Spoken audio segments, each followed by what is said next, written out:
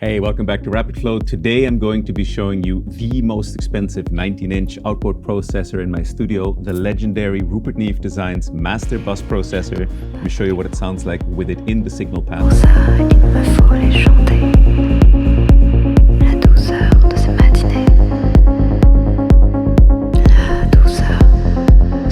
So let's go into this and let me try to describe to you why this thing is so magical.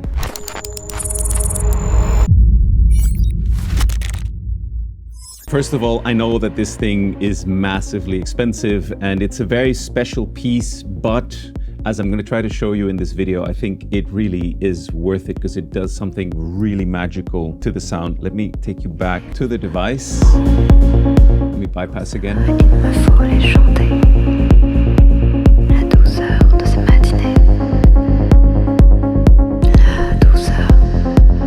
And I'm running it in a very specific mode that I found how I like to use it.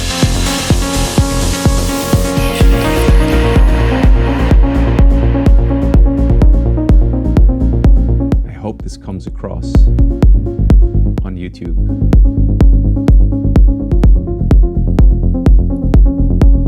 All right, so what do I think is magical about this device? Why did I get one? And maybe to start with, I got it used. When I was living in Switzerland, I was very lucky. I found one and the guy offered me a good price on it, so I nabbed it and I have not regretted it since. So what I think is so special about this device is that anything you send through it immediately sounds somehow more 3D, more polished. It has more like presence and warmth. It's the stupidest way I found to say it is it sounds more expensive. Like it just sounds like it's coming out of a properly produced studio or kind of like a console back in the day when that still was a thing, rather than just a mixdown happening in the box. And granted, a lot of the source sounds we're hearing here, for example, the main synth hook on this track, went through that machine already on the way in, because this is coming out of Zensphere, our VST synth that has all the synths and gear here in the studio sampled into it. So anyway, it already has a lot of that flavor.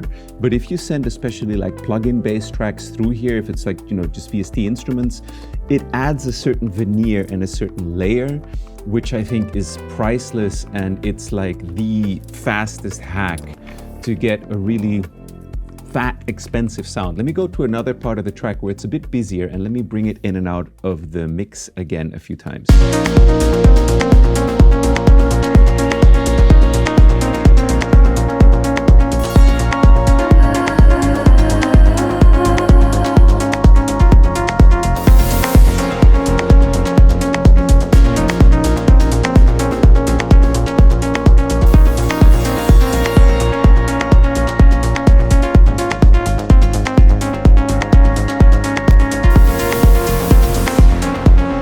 I found a very particular way to use this. So I'm actually just using the limiter. The reduction you see on the gain here is just limiting. I'm going to bring in the compressor for you in a second, but let me walk you through a high-level overview of what you're looking at so that when I do tweaks here, you'll be able to know the difference. These are two band focus type EQs, and you can add width or depth to your mix with these T knobs, so width and depth, and then you can switch on the EQ and focus it in a certain part of your bandwidth, or you can just keep it full range. I usually do use the EQs, and I'm going to walk you through what these sound like. They're very interesting. Then right now the compressor and limiter are set in stereo mode. That's this link button here, and I'm just going to go through this channel so that it's easiest for you to see, but they're identical. You can have silk, which is saturation. Red is more leaning towards the high frequencies, blue is more leaning towards the low frequencies, and then you can bring in the amount of silk on this rotary here. You can put a sidechain insert in it. I haven't used that much. Here is the compression ratio, here is the compression threshold. You can add gain to the compressor, you can blend in the compressor, you have a feed forward or a feed backward mode. Feed backward is more like a little more old school style. Attack setting, release setting, you can compress based on RMS values or peak values, and you have, of course, the limiter, which is very smart how it works. It's part of the compressor circuit somehow, so it's not a separate circuit in that sense. And then here you have a low cut on the sidechain. There is a way where you can split this into mid-side mode and compress the sides and the mids separately, which honestly I've barely experimented with. because I'm running this across my whole master, and because I'm going to send this track to Daniel, my mastering engineer for Earthbound Mastering, I personally don't want to go in and already start doing mid-side processing, because I may also cause a lot of problems for him downstream. I trust his ears and his setup more for doing that kind of stuff. I just want this as a mixed bus sweetener, right? So I'm going to put it now into linked mode again, and I'm going to show you how I use it. As you'll see, the compressor ratio is actually set to 1:1. So there's nothing happening on the compressor, and also the threshold is not affecting anything, but the limiter is. And now let me show you what happens, how I use this. I basically at some point realized I find the compressor is a bit heavy-handed for dance music. Like, I mean, it's amazing, we'll go through it, but I just realized, the limiter is what I really love, and it still keeps the sheen of the transformers and everything going on in the device. And it just gives me a little bit of like limiting and chopping off of the peaks to get the mix down louder without all of the kind of compression stuff happening. But let's see, maybe you like the compression better. Let me show you what the limiter does. So I'm gonna drop the limiter into the track. I just want very little bit of reduction here.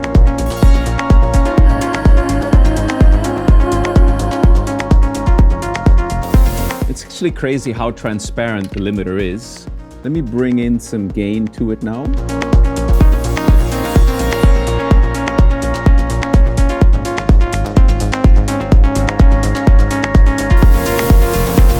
And what you can do in combination with the limiter and the gain is you can push more and more signal into the limiter and just use the limiter to set a ceiling.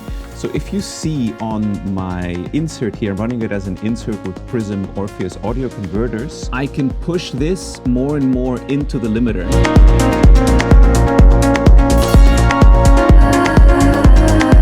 Without actually clipping my converters. It's very efficient at limiting. So I never use it this hard. I'm gonna back off it a bit now. I just wanted to give you an impression of how good the limiter circuit sounds.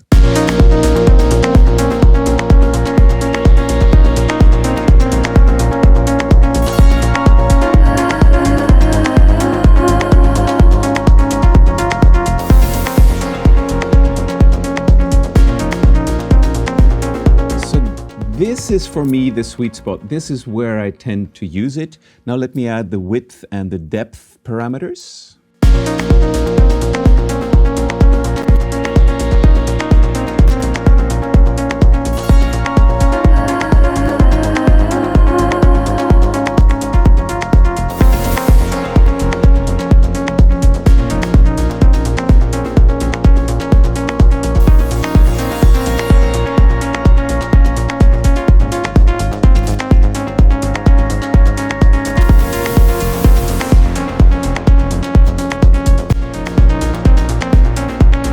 This one does a lot to the width, and I mostly focus it on the high frequencies. I'm gonna set it a bit extreme so you can really hear what it's doing.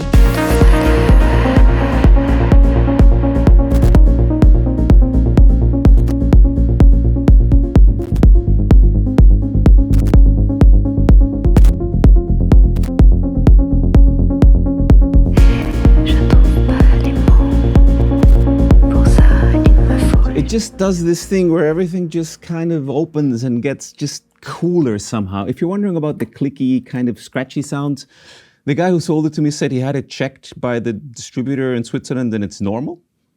I normally just leave it in, so I'm not in a live situation where I'm going to be, bringing that in and out. So apparently Depeche Mode and a whole bunch of other bands use this across their main output to the PA. In that case, maybe, you don't want that to happen. I don't really care. Like, I got this for about half what these cost new. So actually, now that I've done it a couple of times, maybe it's also just static or something. I don't know. I don't care. It sounds great. I leave these engaged all the time. And the way I run them is usually the width only focused on the super high frequencies and the depth only focused on the super low frequencies. Let's hear again.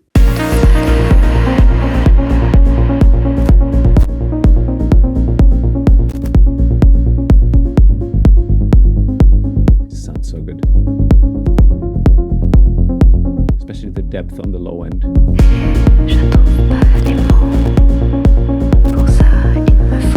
The limiter is really clamping it down.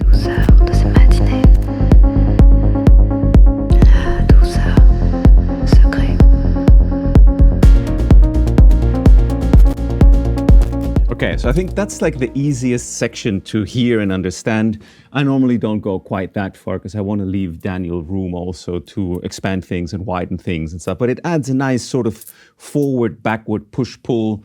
The depth and the width obviously just makes certain parts of the frequency spectrum wider. As I showed you, I primarily use the limiter and the silk circuit. Let me show you the silk circuit. There's one caveat. You have to unlink it and set both the silk circuits to the same you want to use before you link it. Let me show you the silk and what it does to the high frequencies.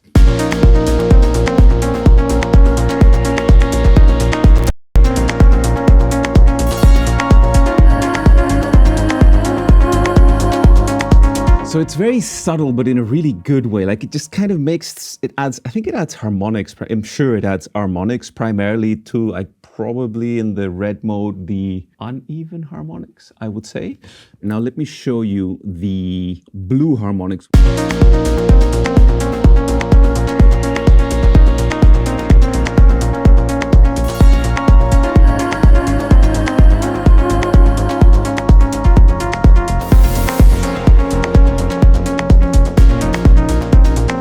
It makes the low end super fat, but I tend to mix low end heavy or low mids heavy. So I mostly use it to add red silk to the upper frequencies, which I find just opens up vocals and synths and the mix in a really beautiful way. Now, let me show you also the compressor. For this, I'm going to remove the limiter so we can just hear the compressor, and I'm just going to bring it in slowly. And the way I usually, well, not slowly actually, I usually set the attack quite slow because I don't want this to destroy my kicks. The release fast, and I'm going to raise the ratio all the way to the top and lower the compressor into the signal.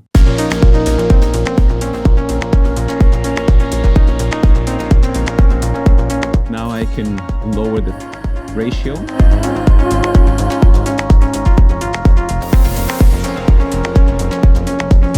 I heard from the reps of Rupert Neve Designs, who I met at Superbooth a few years ago, most people use it in sort of this 1.5, 2 to 1 sort of max ratio because this tends to get strapped across the mix bus a lot. So yeah, now it's just doing its compression thing again. Let's listen to the different compression modes.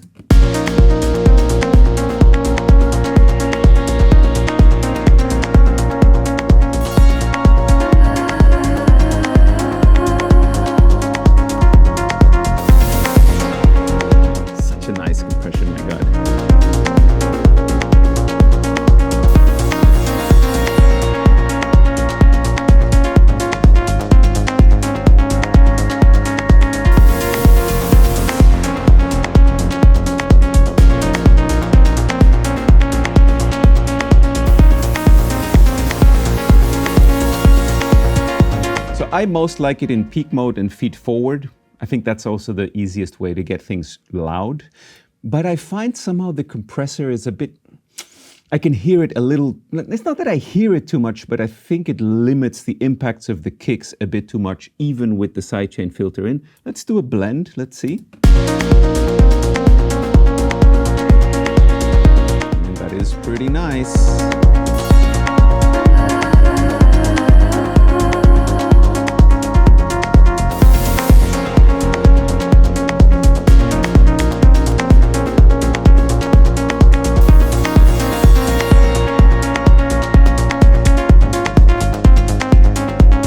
Now let me show you my way of using this, which is actually just with the limiter, so we have a comparison.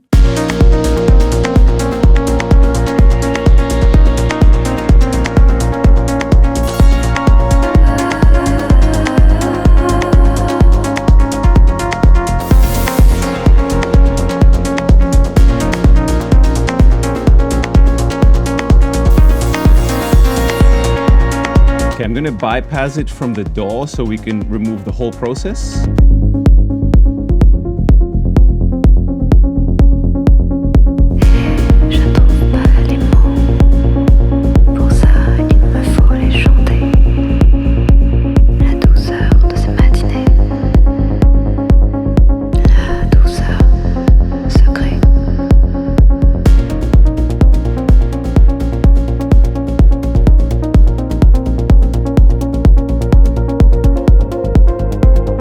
So yeah, this is definitely my preferred way of using it. I can tell, like I can hear, there's like a nice crunch going on, like it's kind of like squeezing in on the signal, but also letting it go again really fast. So this is the way I found to use it for electronic type music. By the way, if you're wondering about this track, this is a track with Camille Motto. We have a new project together called Azure. And yeah, we're gonna be releasing some tracks in the coming times when we have time to finish everything. So this is one of the first tracks we recorded together, and this is the final mix. And I sent it to Daniel, my mastering engineer, through this Rupert Neve Designs with just a very little bit of compression, or actually it's limiting on it, and a little bit of widening and depth. So this is my way of using this. I hope that this came across on the YouTube audio compression thing, that you can hear what it's doing. I do know it's like, you know, it's a very expensive piece, of course, because I do this professionally and because I use this a lot to make sample packs, and all the synth sounds in Zensphere went through it. You know, I think it's a very worthwhile investment. And on that topic, I was on a live stream of Deadmau5’s. He ended up sharing that he has this strapped across his Masterbuss also,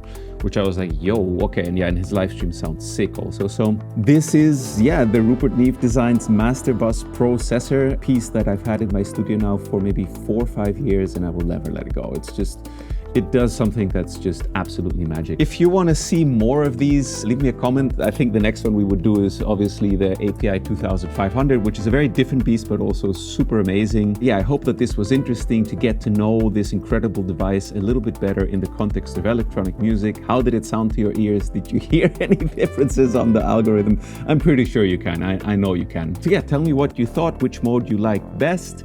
And yeah, if you want to get access to this quality of sound in your tracks, then check out Zensphere, because all the basses, all the pads, all the leads, everything ran through this. The mojo of this device is baked into Zensphere, our in-house VST synth. All right, I hope you're doing well, and I'll see you in the next video. Take it easy. Bye-bye.